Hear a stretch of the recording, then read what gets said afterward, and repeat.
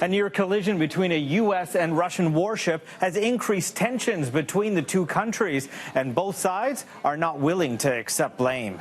Early Friday morning, a U.S. guided missile cruiser came within 50 meters of a Russian destroyer. Video showing just how close the ships came and what appears to be a Russian naval officer lounging on the upper deck. The Russians are saying the U.S. vessel changed course and cut across their path, while the Americans say the Russian destroyer made an unsafe maneuver that caused the near collision.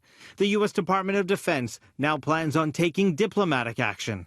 You know, the unsafe, unprofessional acts certainly put our men and women at risk.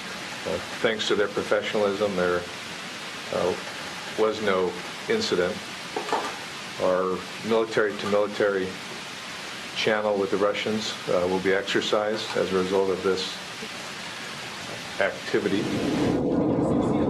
The incident comes days after Washington and Moscow sparred over an allegedly unsafe spy plane intercept by a Russian fighter jet near Syria.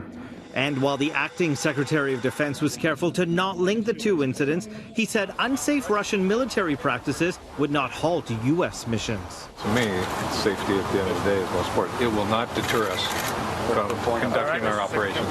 Meanwhile, Russian President Vladimir Putin is meeting with the Chinese president in St. Petersburg to promote tourism and trade between their two nations.